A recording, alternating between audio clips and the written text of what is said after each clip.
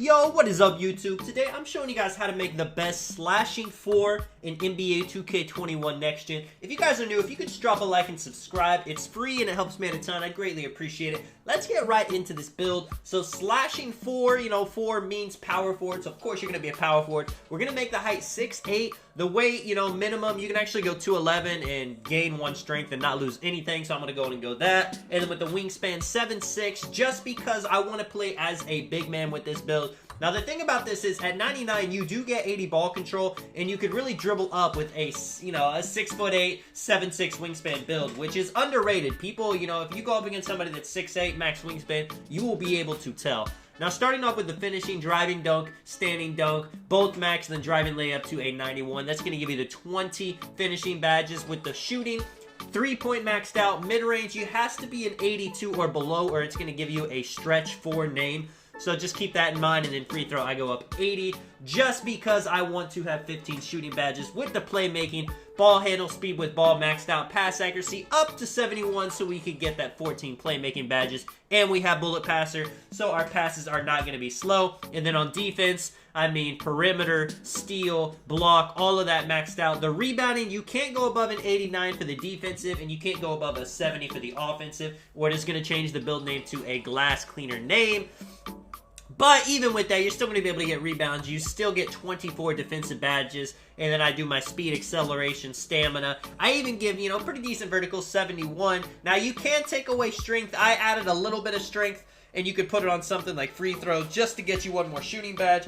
It really depends on your play style. I value strength a little bit, so I would probably take some attributes to max out my strength on this build. But some people like more badges. You could definitely make it that way. Now with the takeovers, it's a slashing 4, so I had to put some finishing moves on there. But I also put limitless just so people are going to respect me. They're going to see the name and they're not going to sure what you can do on the floor. Little do they know that you're actually going to be able to do a little bit of everything on the floor, not just slash with this build. Taking a look at everything, remember everything gets a +4 at 99, so you're going to have 99 driving dunk, 98 standing dunk. Shooting's going to be in the mid-80s, and you'll be able to hit your free throws if you play a lot of 5s, if you play a lot of rec. You will have that. I know a lot of people ignore the free throw rating, and they go into rec and they miss every single free throw. You don't got to worry about that on this build. Now, with the finishing badges, we're going to go posterize or slithery to maximize contact dunks.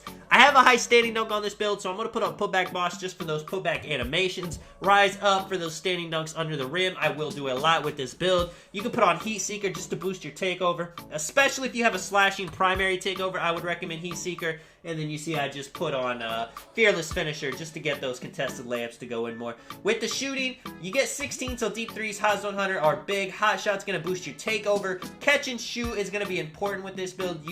At 99 overall, you could really be the primary ball handler. Until that point, though, I would definitely recommend being a catch and shoot shooter with this build. And you see Green Machine, Clutch Shooter. Those last 4 or 5 shooting badges you have, you could really put it on whatever is your play style. With the playmaking, quick first step, Hall of Fame. Handles for days will be needed when you start dribbling more, but while you're not dribbling, you can put on things like Needle Threader, Unpluckable, Bullet Passer. I would definitely recommend to have on Bailout anytime you like to drive and kick out. If you don't ever do that, then you don't need it, but it's an effective, card to have in your tricks, just in case you go in.